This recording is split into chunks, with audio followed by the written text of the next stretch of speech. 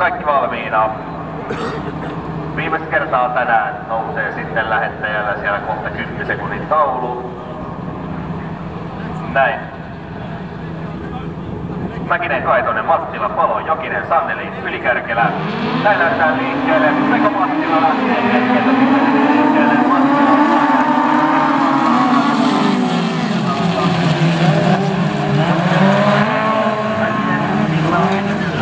Sanneli kiertää ulkoa löysineen ja otti sieltä sitten kakkospaikan. Nyt on Jokinen Ahtailla, siellä on Kaitonen, sitten kuljettaa kolmospaikalle Ylikärkelä neljänneksi. Palo siellä 5. Ja Jokisella tulee ongelmia, jättää kaluston tonne. Mäkinen jatkaa sitten siellä 6.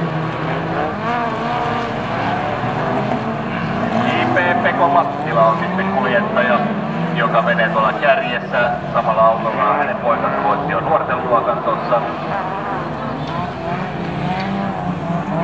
Voittiko Pekko viime vuonnakin Palo? Noniin. Joo, eli sitten lähdin viime vuonna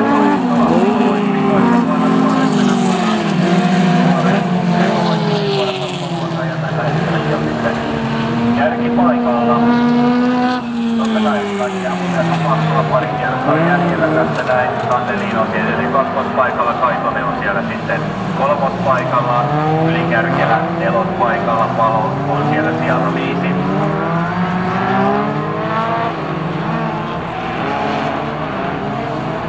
Kun mä olen sakkia täällä, pitää ruveta ajamaan kanssa. Se on virallinen lupaus. Kyllä. Ota siellä on Sakella monta voittoa, 2. Ja Mattilalla 2. No niin, ja siellä on hyvä Sakella. Näin. Mattila siis kärkessä. Sanneli edelleen kakkospaikalla, Kaitonen paikalla, Palo paikalla.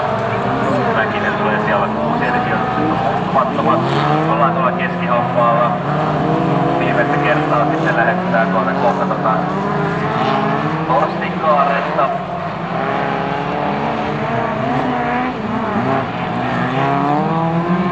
Näin tullaan Torstin ohi. Siinä Torsti vilkuttelee, näyttää peukkua sitten kilpailijoille. Tullaan sitten lähtösuoralle. Ruutulippu odottaa. Voittaja tänään, JP Mattila, Hämeenkyrön urheiluautoilija, toinen Harri Sanneli, kolmas Kaitonen, 4.